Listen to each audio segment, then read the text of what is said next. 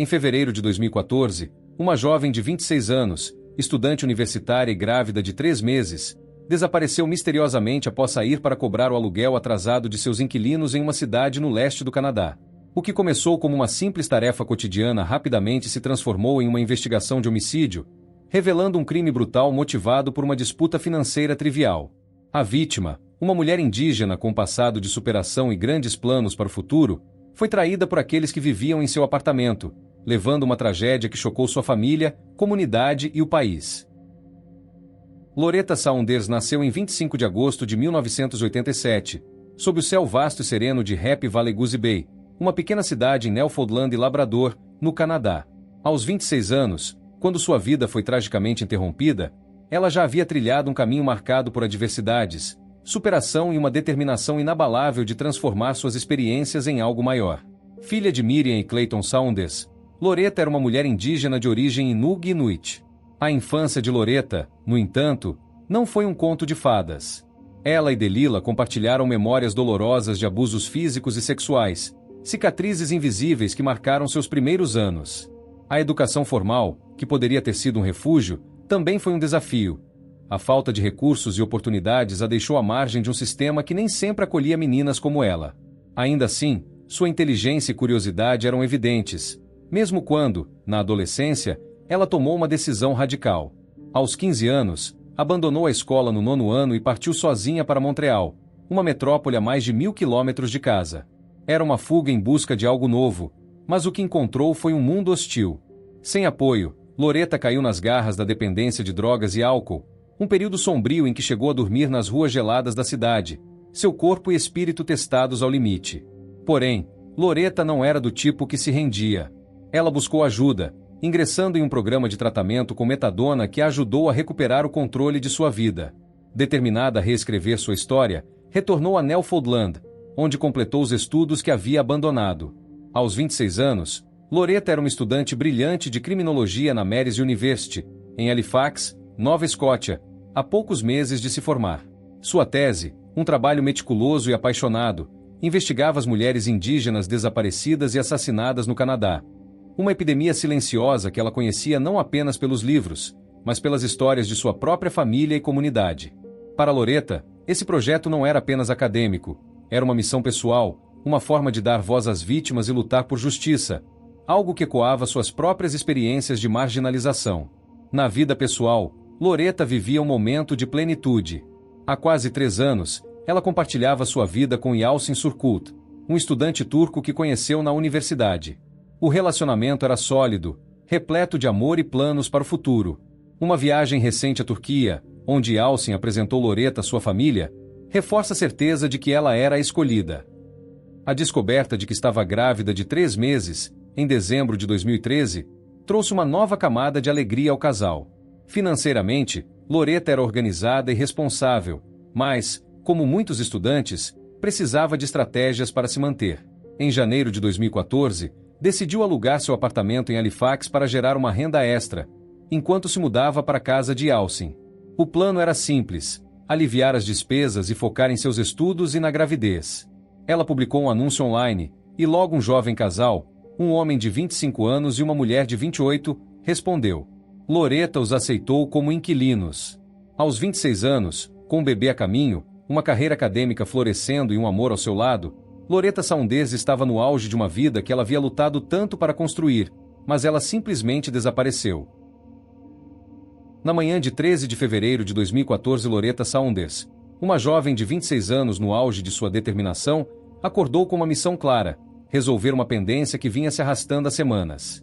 Ela dirigiu seu Toyota Celica azul até o 41 Covey Hill Drive, um prédio residencial modesto onde ficava o apartamento que subarrendar, na unidade 1003. O motivo de sua visita era direto e urgente: cobrar o aluguel atrasado, uma quantia que variava entre $430 e $600, dependendo dos relatos. Seus inquilinos, que ocupavam o espaço desde janeiro, haviam se mostrado relapsos, pagando tarde ou simplesmente ignorando os prazos. Para Loretta, estudante universitária e futura mãe, aquele dinheiro não era negociável, era parte essencial de sua estabilidade financeira. Naquele dia, ela estava decidida: ou receberia o pagamento, ou exigiria que os inquilinos desocupassem o apartamento. O relógio marcava pouco antes das 11 horas quando Loretta estacionou o carro e caminhou em direção ao prédio. Vestida com um casaco escuro, os cabelos loiros caindo sobre os ombros, ela carregava sua bolsa e o celular, ferramentas de uma mulher prática e sempre em movimento. Sua rotina era cheia: estudar para a tese sobre mulheres indígenas desaparecidas e assassinadas, preparar-se para a graduação que estava a apenas 2 meses de distância e sonhar com um bebê que chegaria em breve. A visita ao apartamento era apenas mais uma tarefa em sua agenda, algo que ela planejava resolver rapidamente antes de seguir com o dia. Mas algo mudou naquele 13 de fevereiro. Após entrar no prédio, Loretta não voltou para casa. O Toyota Celica não reapareceu na garagem que dividia com Yalcin, e o celular, que normalmente vibrava com mensagens para sua família e namorado, ficou estranhamente silencioso depois daquela manhã. Ela não ligou, não mandou mensagens, não deu sinal de vida. Um silêncio que quebrou o padrão de uma mulher conhecida por manter contato constante com aqueles que amava. O dia 14 de fevereiro de 2014, um dia dos namorados que deveria ser marcado por celebrações, trouxe os primeiros sinais de que algo estava terrivelmente errado na vida de Loretta Saunders. Yalcin Surkut, seu namorado de quase 3 anos, recebeu 2 mensagens de texto estranhas enviadas do celular dela, que imediatamente acenderam um alerta em seu coração. A primeira dizia: "Estou tão estressada que esqueci o nome do meio da minha mãe", uma frase que não fazia sentido para ele. Loretta, conhecida por sua organização e compostura, nunca demonstrara tamanha confusão, especialmente sobre algo tão básico quanto o nome do meio de Miriam, sua mãe. A segunda mensagem era igualmente desconcertante. Ela afirmava que ficaria na casa de um amigo por um tempo e que falaria com ele mais tarde, sem dar detalhes sobre quem era essa pessoa ou onde estava. Para Yalcin, que a conhecia profundamente, o tom era frio, curto e distante, completamente fora do padrão caloroso e frequente com que Loretta se comunicava. Preocupado com aquelas mensagens sem sentido, Yalcin não hesitou em entrar em contato com Delila, a irmã mais próxima de Loretta, conhecida como DM na família. Delila, que compartilhava um vínculo quase simbiótico com Loretta, também estranhou as mensagens. Era incomum que Loretta, alguém que mantinha contato diário com a família, fosse por ligações, mensagens ou apenas um rápido oi para dizer que estava bem, sumisse sem explicação. Aquele 14 de fevereiro passou em um silêncio inquietante, sem mais sinais dela. No dia seguinte, 15 de fevereiro, a angústia só aumentou. A família Saunders, acostumada a ouvir a voz de Loretta todos os dias, começou a trocar telefonemas frenéticos entre si, na esperança de que alguém tivesse notícias. Ninguém tinha. O sábado e o domingo transcorreram em uma névoa de incerteza, com cada hora sem resposta ampliando o vazio que se formava em seus corações. Na manhã de 17 de fevereiro, quase 4 dias após as mensagens enigmáticas, a situação tornou-se insustentável. A família, agora em estado de pânico, decidiu que não podia mais esperar. Miriam, a mãe de Loretta, liderou a iniciativa de acionar as autoridades. Um telefonema foi feito à polícia de Halifax, e o relatório oficial de pessoa desaparecida foi aberto. O agente que atendeu anotou os detalhes iniciais. Uma jovem de 26 anos, estudante universitária, grávida de 3 meses, vista pela última vez em 13 de fevereiro. A família forneceu uma descrição física: pele clara, cabelos tingidos de loiro, olhos expressivos, e destacou o quanto Loretta era conectada a eles, tornando seu silêncio repentino um sinal claro de que algo grave havia acontecido. O caso, inicialmente registrado como uma ocorrência rotineira, logo ganharia contornos mais sombrios. Mas, naquele momento, a esperança ainda pulsava. Talvez Loretta estivesse apenas precisando de um tempo sozinha. Mal sabiam eles que o relógio já havia começado a contar uma história muito mais trágica. Com o relatório em mãos, a polícia de Halifax deu os primeiros passos para localizar Loretta Saunders.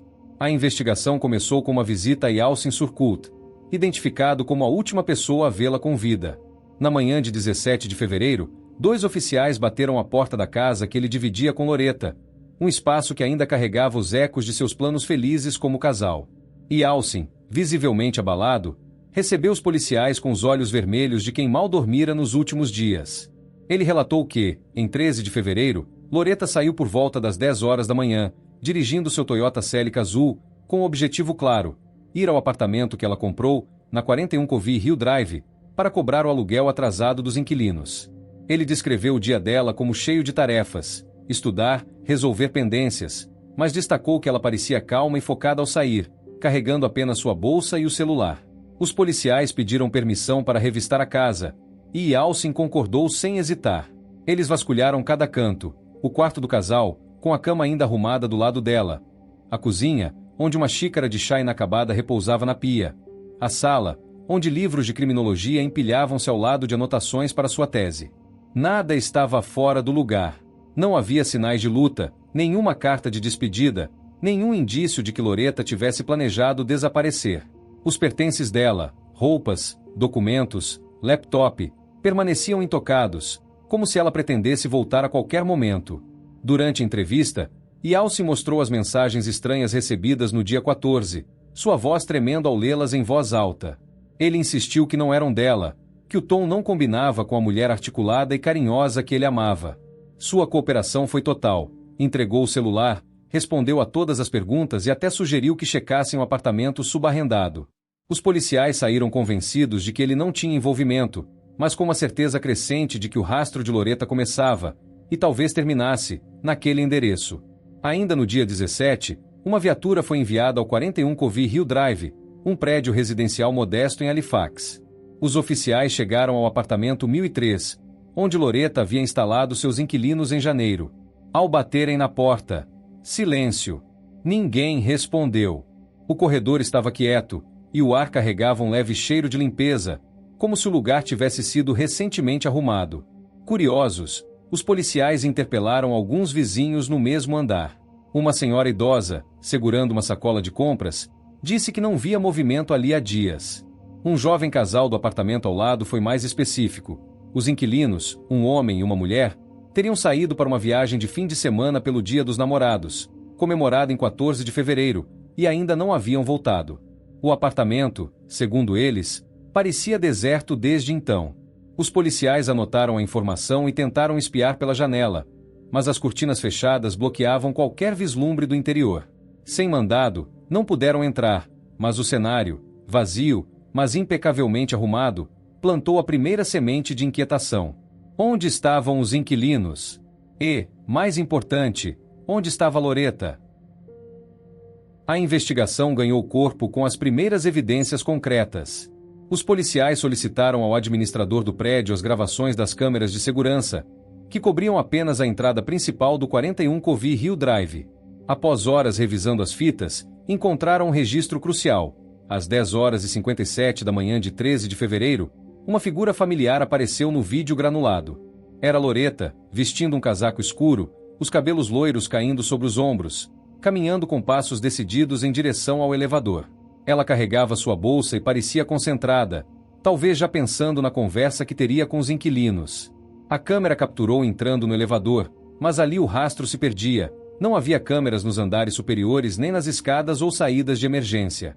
Os oficiais assistiram e reassistiram as imagens dos dias seguintes, buscando qualquer sinal dela saindo.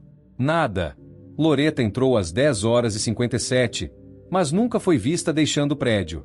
Aquela ausência gritante no vídeo transformou o caso de um simples desaparecimento em algo potencialmente mais sinistro. Enquanto analisavam as gravações, a polícia tentou contato com os inquilinos do apartamento.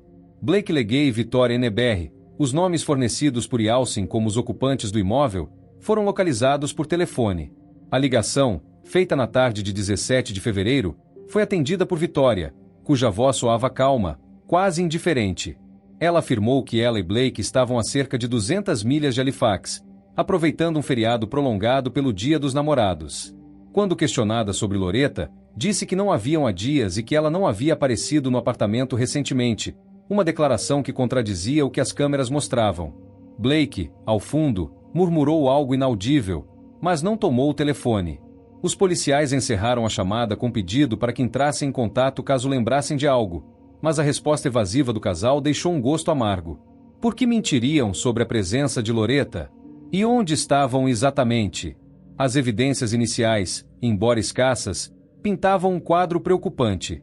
Loretta entrou no prédio às 10h57 de 13 de fevereiro, com a intenção clara de cobrar o aluguel, mas nunca saiu, pelo menos não pela entrada principal, a única monitorada.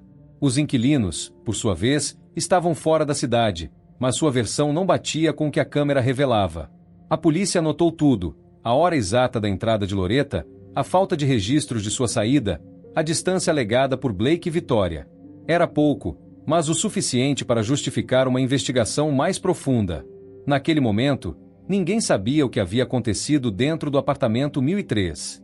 5 dias após o desaparecimento de Loretta Saunders, em 18 de fevereiro de 2014, as suspeitas começaram a se cristalizar em torno de Blake Legay e Victoria Eneberry, os inquilinos do apartamento subarrendado por Loretta.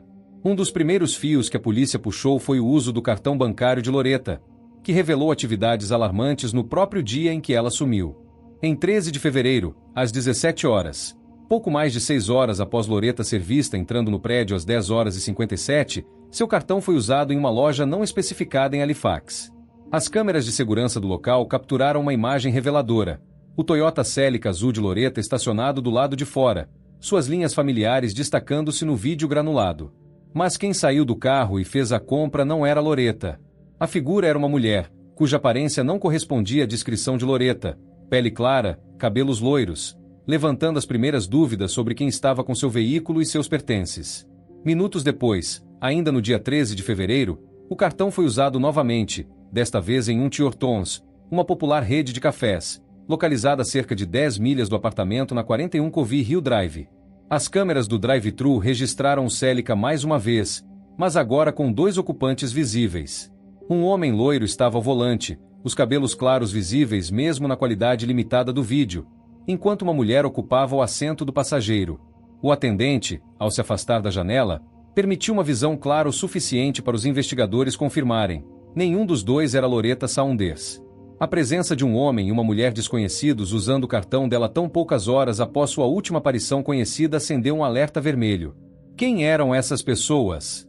E como tinham acesso ao carro e ao cartão de uma mulher que não dava notícias desde a manhã? O foco então se voltou para Blake Legay e Victoria Eneberry, cujos nomes já haviam surgido na investigação inicial.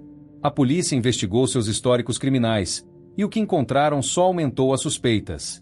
Blake, de 25 anos, tinha um mandado de prisão pendente em Calgary por não comparecer a uma audiência judicial, um detalhe que sugeria um padrão de responsabilidade e problemas com a lei. Victoria, de 28 anos, também não era estranha às autoridades. Em 2011, ela fora procurada em Halifax por ameaçar alguém, um incidente que pintava um retrato de comportamento instável. Esses antecedentes, embora não diretamente ligados ao caso de Loretta, indicavam que ambos tinham propensão a cruzar linhas legais, o que os colocava sob escrutínio mais intenso. As suspeitas se solidificaram ainda mais com as contradições nas declarações do casal. Quando contatados por telefone em 17 de fevereiro, 4 dias após o desaparecimento, Victoria afirmou que ela e Blake estavam a cerca de 200 milhas de Halifax, aproveitando uma viagem pelo Dia dos Namorados. Ela insistiu que não tinham visto Loretta recentemente, uma história que parecia conveniente demais. No entanto, as evidências do cartão bancário contavam uma narrativa diferente. As transações em Halifax às 17 horas do dia 13 sugeriam fortemente que eles estavam na cidade naquela tarde, não a centenas de quilômetros de distância como alegaram. A discrepância entre o que Victoria dizia e o que as câmeras mostravam transformou o casal de meros inquilinos em figuras centrais de um mistério cada vez mais sombrio. 5 dias após o desaparecimento, em 18 de fevereiro de 2014, um avanço significativo mudou o rumo da investigação. O Toyota Celica azul de Loretta Saunders foi localizado em Arrow, Ontário, uma pequena comunidade a milhares de quilômetros de Halifax, estacionado em frente à casa de um conhecido de Blake e Victoria. A descoberta veio após um trabalho incansável dos detetives, que rastrearam pistas e coordenaram esforços com outras jurisdições policiais. Arrow, a cerca de 20 horas de carro de Halifax, parecia um destino improvável para o veículo de uma mulher que desaparecera em uma missão rotineira de cobrança de aluguel. Quando os policiais locais chegaram ao endereço, confirmaram a presença do Celica, sua placa correspondendo exatamente à descrição fornecida por Yalcin, o namorado de Loretta. O carro, outrora um símbolo de sua independência, agora estava parado em um cenário estranho, longe de casa. Naquele mesmo dia, 18 de fevereiro, Blake Legay e Victoria Eneberry foram encontrados dentro da residência e detidos pelas autoridades de Ontário. A cena da prisão foi tensa. Os dois, aparentemente surpresos com a chegada da polícia, não ofereceram resistência significativa. Uma busca rápida revelou evidências perturbadoras em seu poder. O celular de Loretta, que ela carregava ao sair de casa em 13 de fevereiro, estava com Victoria, enquanto os cartões bancários dela, os mesmos usados nas transações suspeitas, foram encontrados com Blake. A posse desses itens pessoais, combinada com a presença do Toyota Celica, Era um golpe devastador contra a versão do casal de que não tinham contato recente com Loretta. Eles foram imediatamente acusados de posse de veículo roubado e fraude, crimes que, naquele momento, pareciam apenas a ponta de um iceberg muito mais sinistro. A polícia de Halifax foi notificada, e planos foram feitos para trazer Blake e Vitória de volta à Nova Escócia, enquanto as perguntas se acumulavam. Como o carro chegou a Ontário? E onde estava Loretta? As peças do quebra-cabeça começaram a se encaixar com a análise de evidências mais detalhadas, todas apontando para Blake e Vitória. 6 dias após o desaparecimento, em 19 de fevereiro de 2014, os detetives revisitaram as gravações das câmeras de segurança do 41 Covey Hill Drive, agora com os rostos de Blake e Vitória em mente. O que encontraram foi arrepiante. Às 14 horas e 28 de 13 de fevereiro, menos de 4 horas após Loretta entrar no prédio, Blake apareceu no vídeo, saindo do elevador com uma bolsa de hóquei visivelmente pesada nos braços. Ele a carregava com dificuldade, não pela alça, mas segurando-a desajeitadamente contra o corpo, como se o conteúdo fosse volumoso e desajeitado. Ele saiu do prédio, deixou a bolsa em algum lugar fora do alcance da câmera e retornou com as mãos vazias. Minutos depois, desceu novamente com mais sacolas, repetindo o processo.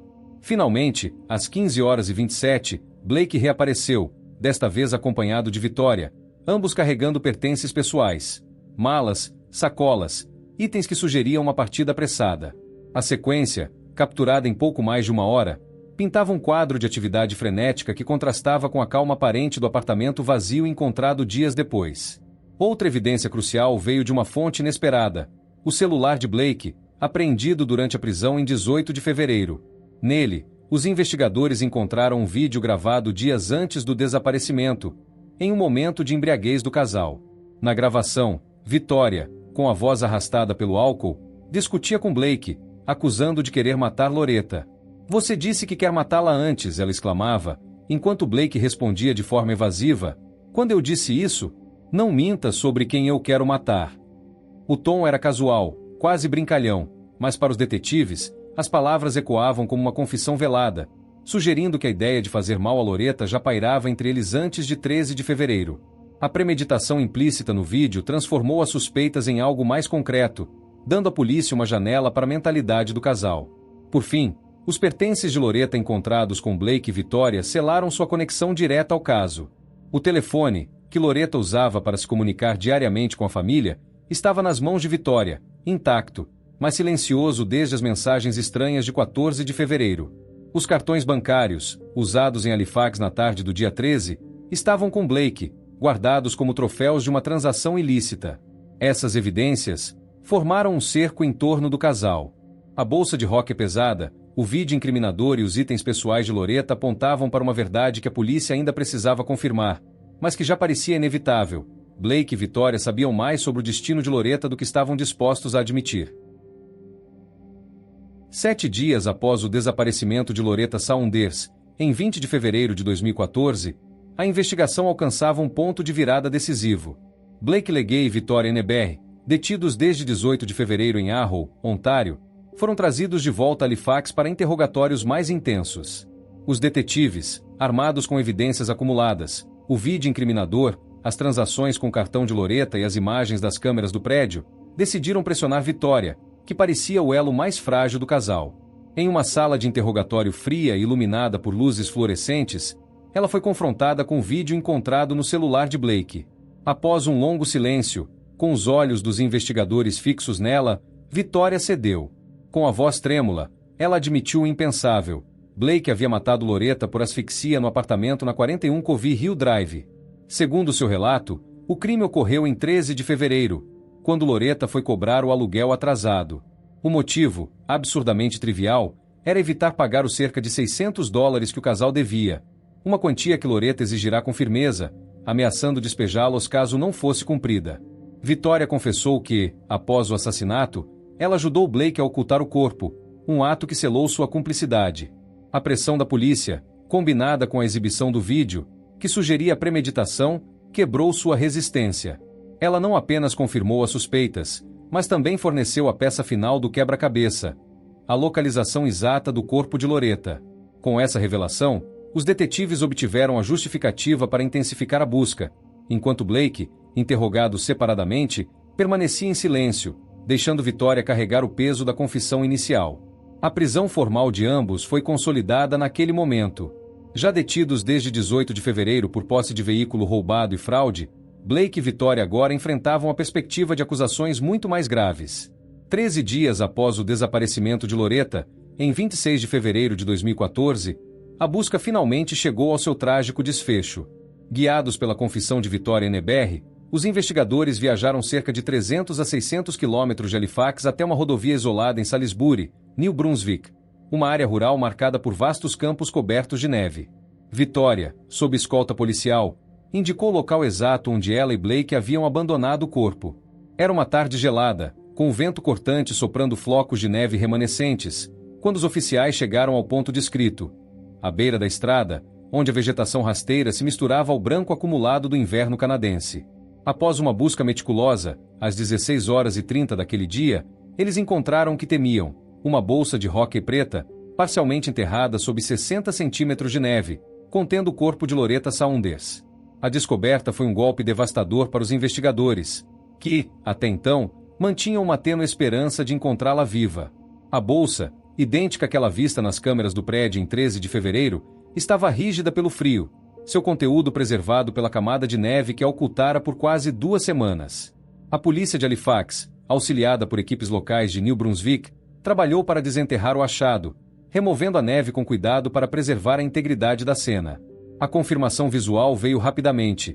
Era Loretta, ainda vestida com as roupas que usava ao sair de casa naquela manhã fatídica. A localização, a milhares de quilômetros de onde ela desapareceu, reforçava a gravidade do que havia acontecido, enquanto a confissão de Vitória provava ser a chave que desvenda o mistério.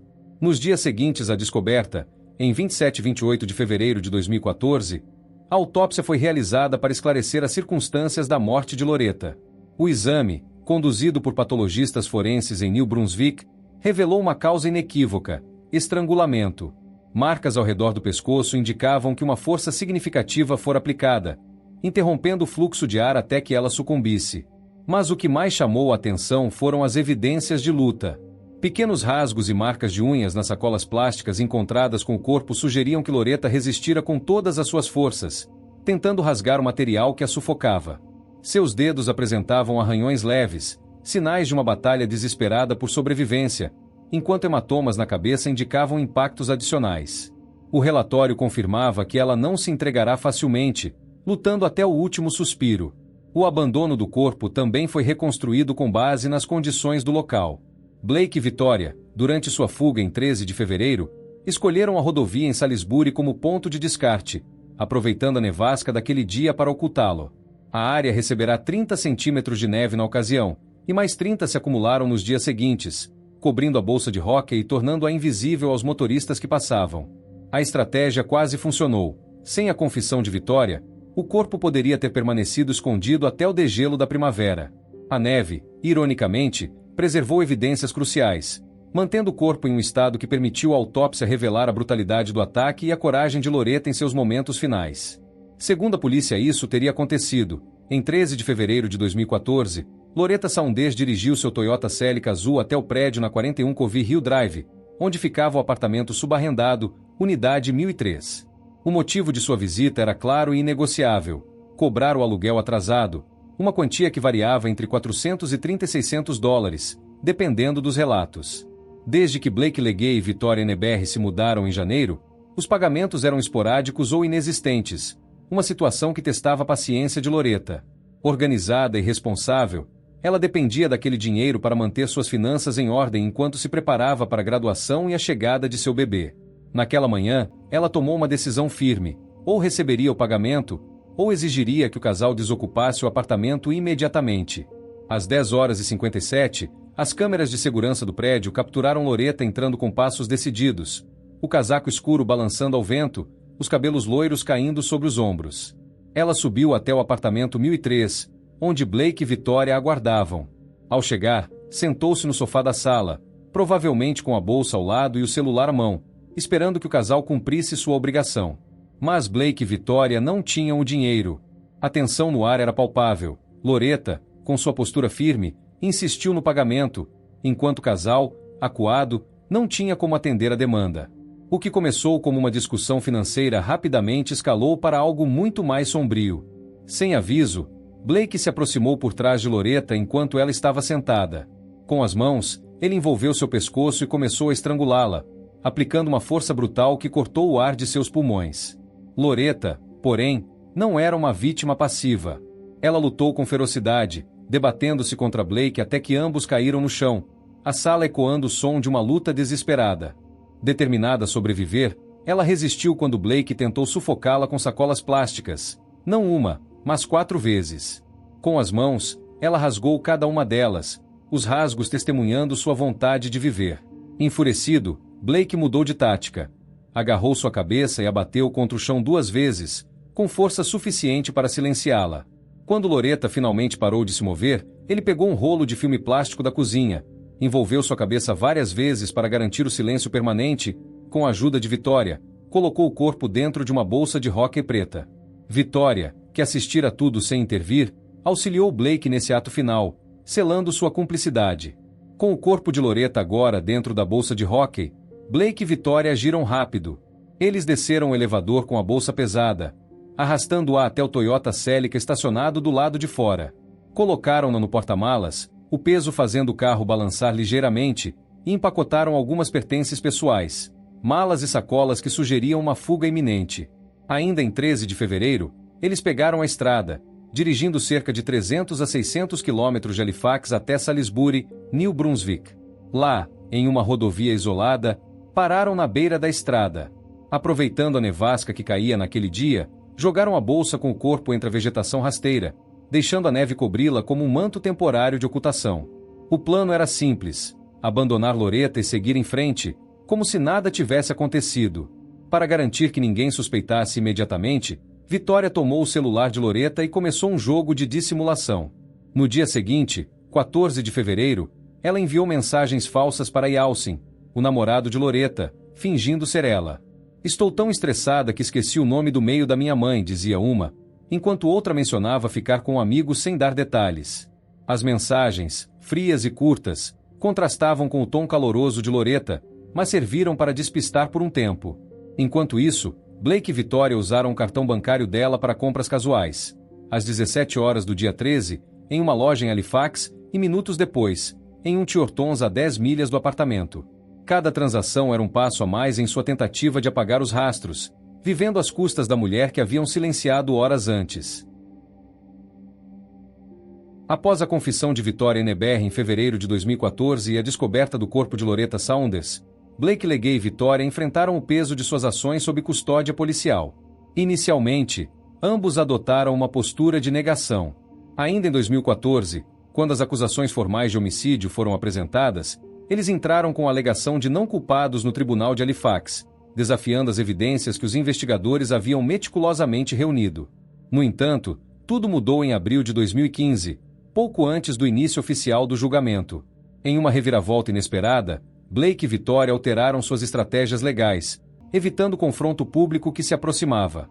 Em 1º de abril de 2015, coincidentemente o aniversário de 27 anos de Blake, ele compareceu ao tribunal e, diante de um juiz atônito, declarou-se culpado de homicídio em 1º grau.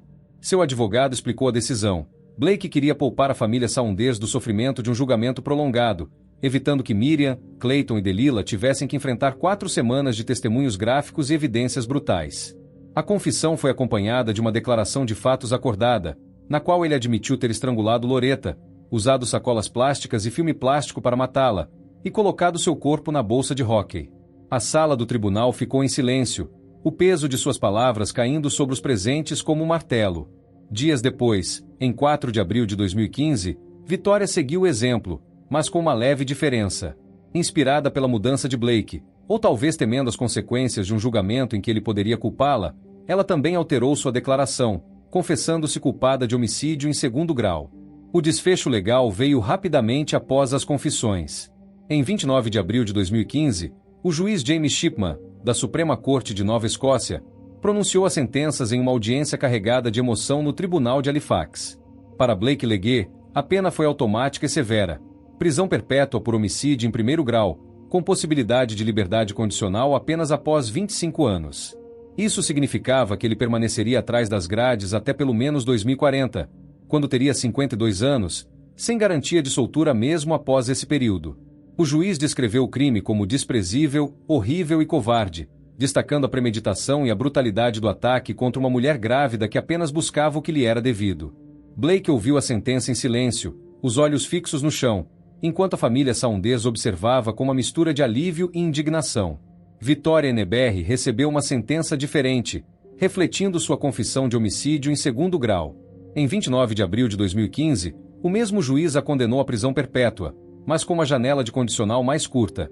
Ela poderia solicitar liberdade após 10 anos, ou seja, em 2025, quando teria 39 anos. Em outubro de 2024, quando Victoria, então com 39 anos, recebeu um passe temporário de 1 mês para se habituar à vida fora da prisão, já que 2025 marcaria sua elegibilidade para condicional. Ela saiu sob supervisão, mas o experimento durou pouco. Em poucos dias, foi pega violando as regras estritas, usou um telefone celular e acessou a internet, ambos proibidos. A infração, relatada por um oficial de condicional, levou à revogação imediata do passe, e Victoria voltou à prisão antes do fim do mês.